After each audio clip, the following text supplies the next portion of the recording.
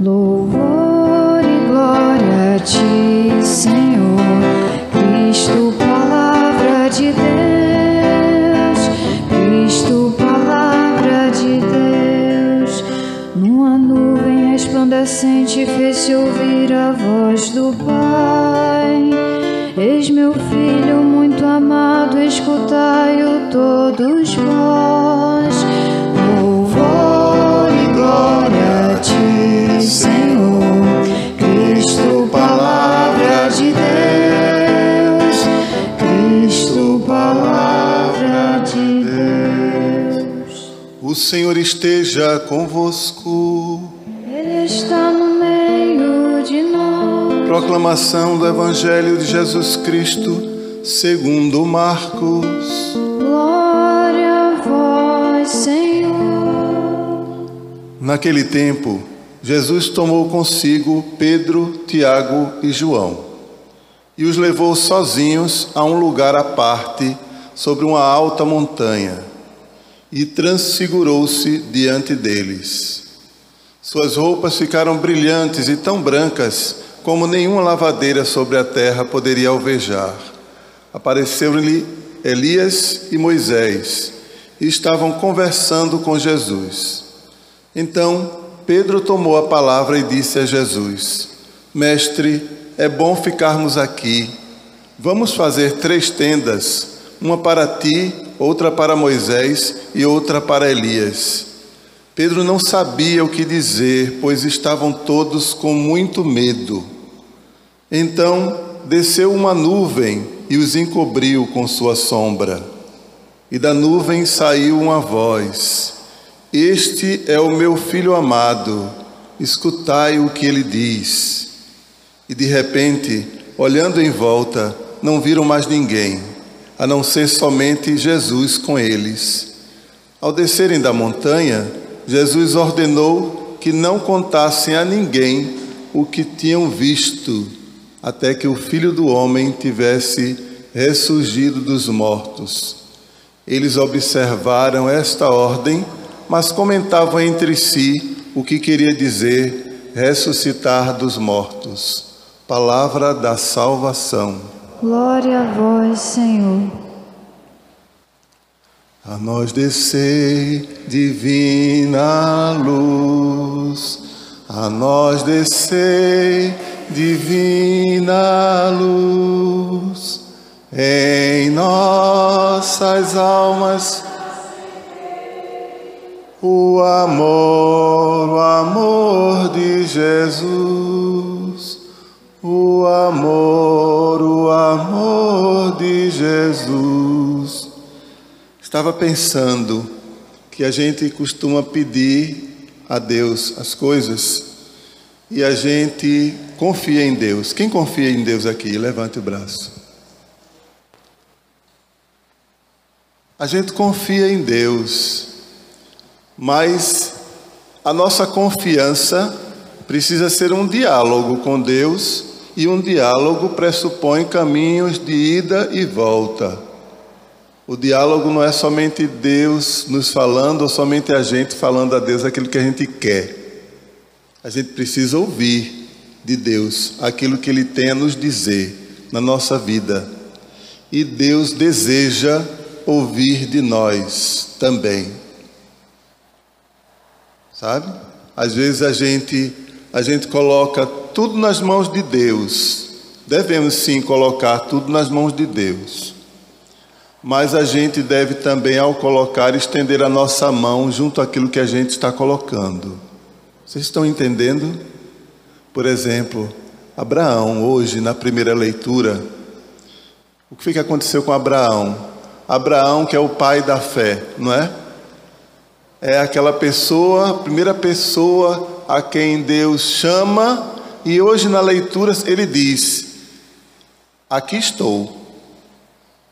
Diga assim, diga: Senhor, aqui estou.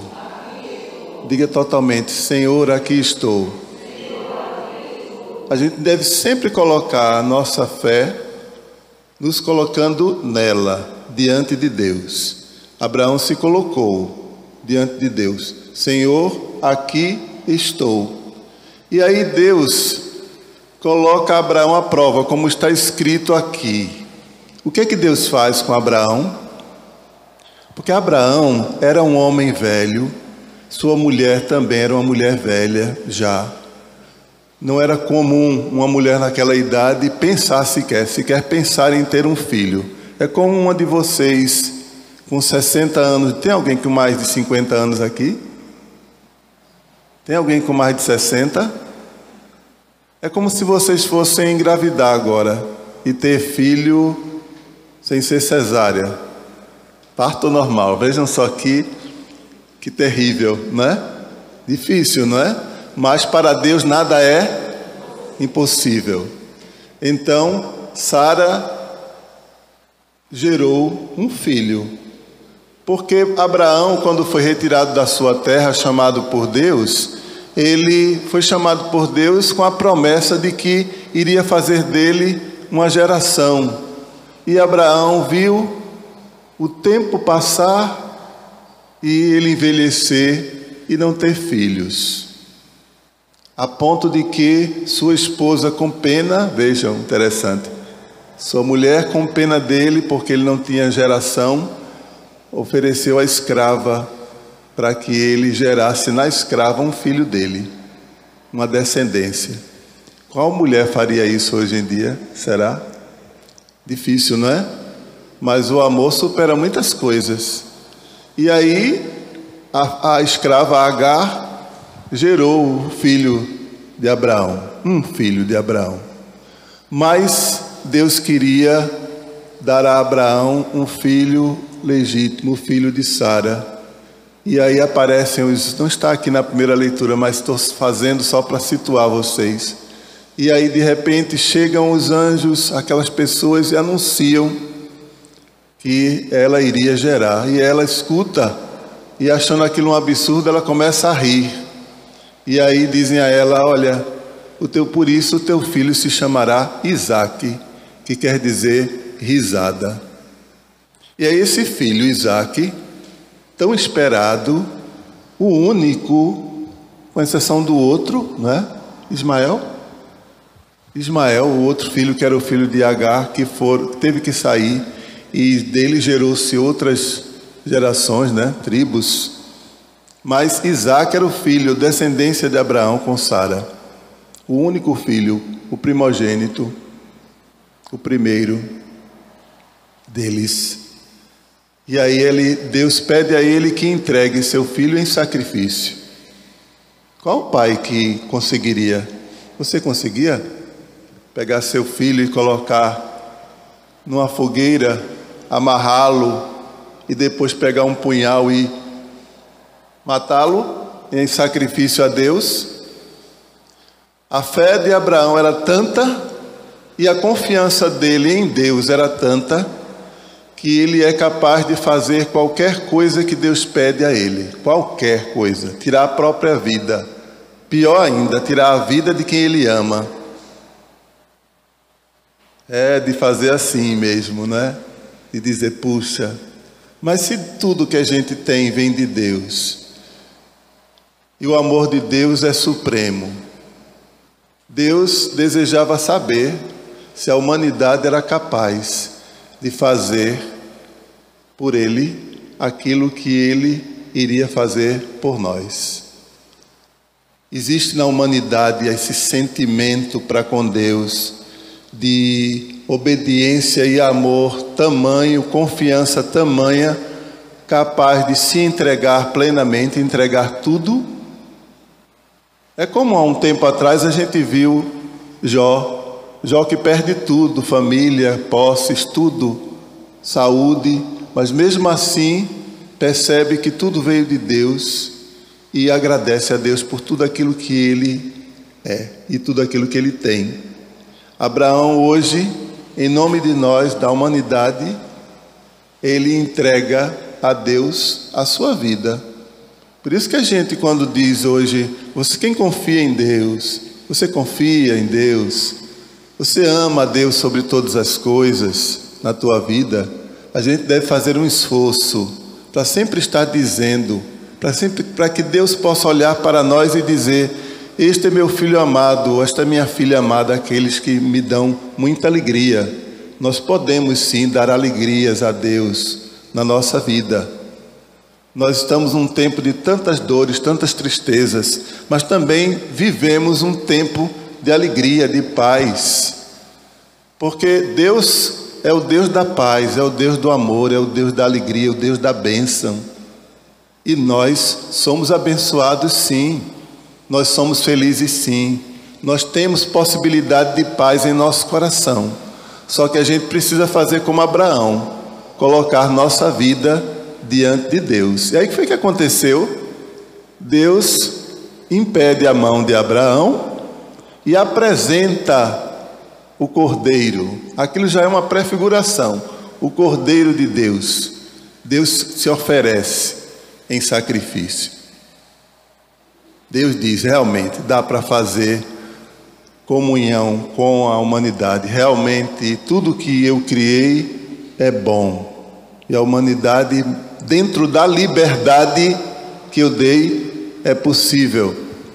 E vejam, hoje no Evangelho, Jesus leva Pedro, Tiago e João. Diz que é para um local alto, uma montanha.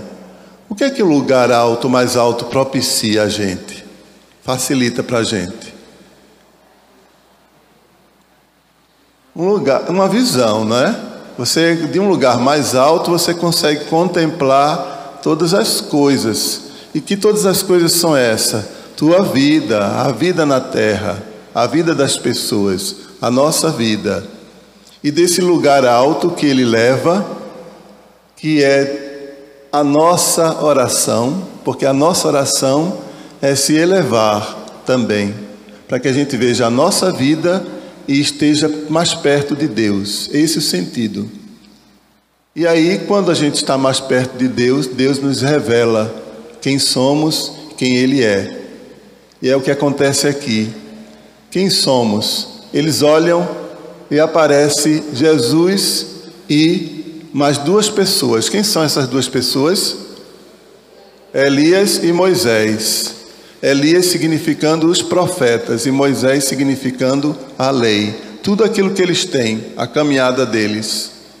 E aí nisso que eles veem, eles se assustam. Porque é de assustar, é algo que não é alcançável, não é pensável, não está nos corações. E de repente eles veem, eles contemplarem isso, e de forma luminosa. A questão de forma luminosa, porque diz aí, com as vestes tão brancas que nem tem condição, nenhuma lavadeira teria condição de alvejar uma roupa tão branca quanto aquilo, ou seja, para dar o real sentido da luz. E a luz faz o quê? A luz, quando ilumina, também nos permite enxergar melhor. Porque mesmo quando a gente se aproxima de Deus, a gente às vezes fecha os olhos. E é preciso que Ele nos abra os olhos e os corações, para que a gente possa, ouvindo Sua voz, atender o Seu chamado verdadeiramente. E aí o que acontece? Eles olham assim e dizem que é tão bom, mesmo com medo. Vejam que mesmo com medo, eles dizem: é tão bom estarmos aqui. Vamos fazer para ti, para Elias e para Moisés 3 tendas. Ou seja, eles queriam apreender aquele momento para eles. Fazendo 3 tendas, eles delimitam o espaço onde eles teriam Moisés, Elias e Jesus. Mas no final das contas, no medo que eles estavam, uma nuvem os encobriu. E essa nuvem vem de quem? De Deus. E a nuvem significa sombra. Sombra significa acolhimento, proteção. Estar ali, acolhido por Deus, para que a gente possa ouvir a sua palavra. E ouvindo a palavra de Deus, Deus diz, revela: este é o meu filho amado. E pede alguma coisa? Hein? Quando ele diz, este é meu filho amado, ele só diz isso? Ele diz, escutem o que ele diz. Isso aí, olha, é tudo na vida da gente. Escutar o que Jesus diz. Vocês escutaram isso, uma frase como essa, de alguém no Evangelho, em algum momento? Parece com essa frase. Porque Deus diz, escutem o que ele diz. E alguém, está encoberto ali, mas aqui não, diz, fazei tudo o que meu filho vos... Para fazer tudo o que ele nos diz, é preciso o quê? Escutá-lo. Não é? Não é verdade? Sem escutar aquilo que Jesus nos diz, a gente não pode fazer tudo aquilo que ele nos mandar. Então é preciso ouvir a voz de Deus. É como está acho que num salmo, não fecheis os vossos corações como em Meriba, mas escutai a voz de Deus. Abra o teu coração para ouvir a voz de Deus. Ele diz, escuta o que ele diz. E depois, o que é que acontece? Quando eles olham, não está mais Elias, não está mais Moisés. Eles só viram quem? Jesus. Mas faltou alguma coisa? Não. Porque a lei e os profetas se resumem em Jesus Cristo. Ou seja, não precisa mais ninguém para anunciar e não precisa mais da lei em si para nos regrar. Precisa apenas de Jesus. Aí você diria, não precisa mais da lei, e a lei não nos ajuda a bem viver? Ajuda, mas com Jesus a gente consegue viver a lei. Porque senão a gente pega a lei e faz dela a nossa vontade, do nosso jeito. Mas a gente tem que fazer a lei do jeito de Jesus. Compreende? Quando a gente diz, honrará teu pai e tua mãe, ou a gente diz, não matarás, ou a gente diz, amarás o teu Deus sobre todas as coisas. Aí Jesus diz, amarás o teu Deus sobre todas as coisas, com teu coração, com toda a tua alma, com tudo que tu tens, e ao próximo como a ti mesmo. Vejam, que plenitude. Nisso ele ainda diz, se resume tudo. Se você consegue amar ao próximo como a você mesmo, e se você consegue amar a Deus sobre todas as coisas, e o amar a Deus sobre todas as coisas implica em amar ao próximo como a si mesmo. Ao mesmo tempo. Porque se a gente disser amará a Deus sobre todas as coisas, o que é que acontece? A gente diz, eu desprezo o meu irmão, mas eu amo a Deus. Mas Jesus diz, tu não consegues amar a Deus que tu não vê, se não amas o irmão que tu vê. Então, meus irmãos, quem disser para você que ama a Deus sobre todas as coisas, coloca Deus acima de tudo, mas não coloca o seu irmão, sabe, como prioridade na sua vida, não está dizendo a palavra de Deus. Cuidado, se você hoje olha para Deus e reza, fala com Deus e até canta com toda emoção, eu te amo, eu te adoro, eu sou teu, eu sou tua, mas você despreza os outros, você não pensa em ninguém, só pensa em si próprio, então você está muito distante de Deus, e é preciso se deixar cobrir, mesmo que a gente tenha medo, mas deixe-se cobrir pela nuvem de Deus, deixe ouvir a voz de Deus em sua vida, deixe-se ouvir por Jesus, deixe-se guiar apenas por Jesus, e nos momentos difíceis você o achará. Eu me lembro que uma vez, assim que minha mãe faleceu, que eu estava muito para baixo, eu estava num ônibus, e aí eu entrei, acho que lá em São Lourenço, entrei no ônibus e algo me guiou. Eu nunca gosto de ficar sentado ali atrás do motorista, sabe? E aí eu me guiaram para lá. O ônibus estava vazio e eu fui justamente para falar a cadeira que eu não gosto. E na cadeira que eu não gosto, atrás tinha um cartaz, sabe? Que falava sobre o que o Salmo diz hoje. Aliás, o Salmo não.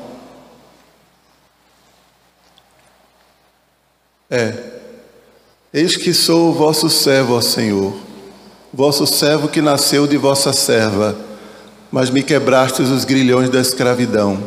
Por isso, oferto um sacrifício de louvor, invocando o nome santo do Senhor. Eu nem sabia ainda nesse tempo que eu queria ser padre, apesar de que uma vez um padre me disse: quem sabe Deus não gostaria que você fosse um padre. Eu estava até com uma namorada, e aí ela disse: só se for padre de uma freira só. E aí o tempo passou, não é? E as coisas de Deus são assim. A gente precisa ouvir a palavra de Deus. Hoje eu sou feliz. E quando eu escuto: vou cumprir minhas promessas ao Senhor na presença de seu povo. Vou cumprir minhas promessas ao Senhor. É justamente isso que quando eu venho falar, eu peço a Deus: Deus, inspira o meu coração para que eu pregue a tua palavra. Louvado seja nosso Senhor Jesus Cristo. Creio em Deus Pai.